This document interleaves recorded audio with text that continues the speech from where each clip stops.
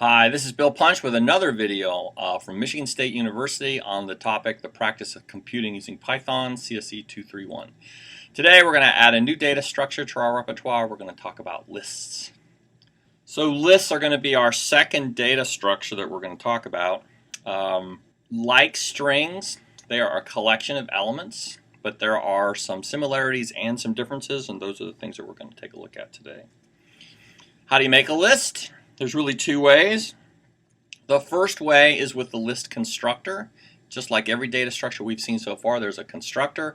And the second way is to bracket it between square brackets. So here's an example. When we put it together as a square bracketed list with comma elements, that's what we get.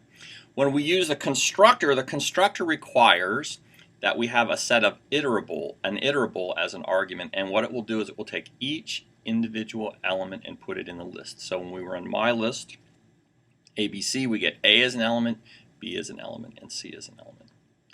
You can do the same thing with a range. Up to this point, when we've generated a range, we just get a range object. But here, if we actually apply the list constructor to a range, we will actually force the range to generate all the elements of the list. Here's an example of that. You can only use the constructor, though, on an iterable element. If we try to do it on something that's not an iterable, we get an error saying exactly that. A lot of the things that are true of strings are also true of lists, and really actually true of every collection. We can do all the following things on a list, pretty much like we did on a string. We can concatenate, though only with other lists. We can repeat using the star operator, indexing with square brackets, slicing with square brackets, membership with the in operator, length using the len operator. Square brackets can be a little bit confusing, but it's clear if you take it in context when you work with a comma separated list of elements, right? That makes it a list. When it's next to a variable that's associated with a collection, it's indexing. Let's take a look at some of the common operations. So here's concatenation. Again, on two lists, we can put them together as a single list. We can do a repetition, which creates a new list. Here's a combination of a list and an index, and notice that the first one is a list of comma separated elements, and so we know that makes a list. And then after that, that's the index. And so what is the 0th element of the list? 1, 2, 3, 4, right? 1. We can also slice. So from 1 through the end, 2, 3, 4, we can do membership tests. Is 1 in 1, 2, 3? It is. What's the length of 1, 2, 3? 3. But there are some things that are different from. The first thing that's different is that a list can contain a mixture of any kind of element. Unlike a string, which can only contain a character, we can make a list that has a combination of anything that we like. The second big difference, and this is an interesting difference and one we'll know more about later on, lists are mutable. So unlike strings, we can change something in place. So here's an example of lists doing index assignment, something that we couldn't do with strings. So we create the list up here, my list. Those are the 4 elements. We say in the 0th element, we'd like to place the value 1000, and the list is updated now. The first element is changed to 1000. Third big difference is that lists have different methods than strings, and this is a very tricky idea. But because lists are mutable, the methods typically don't return a value. And that can be really difficult to deal with sometimes because of the way we work with strings. Let's take a look at this. We're going to run the append method. The append method sticks an element onto the end of the list. We're going to do it in 2 steps.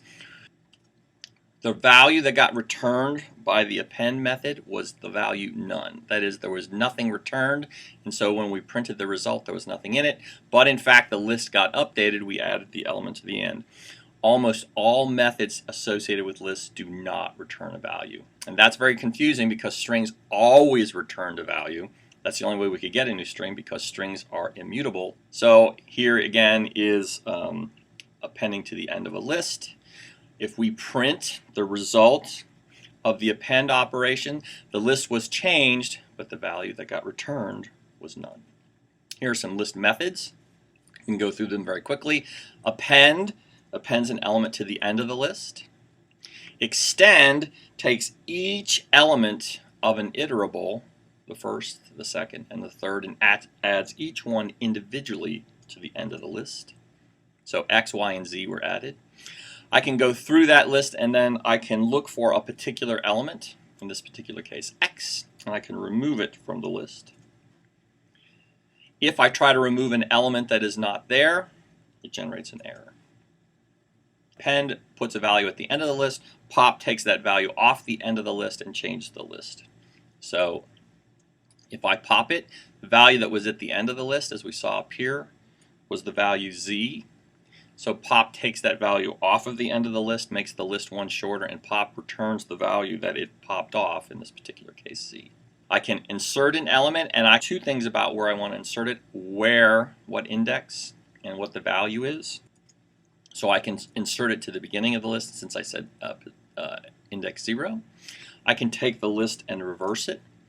Again, the list is changed in place, and so it also does the same thing for sort.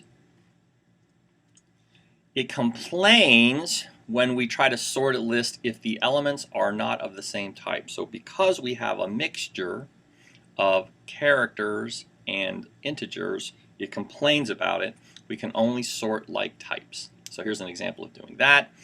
We put a list in with a list of integers, sort it, print it, sort it, and sort takes as an optional value reverse equals true, meaning that I want to sort it in the opposite order, and we can see that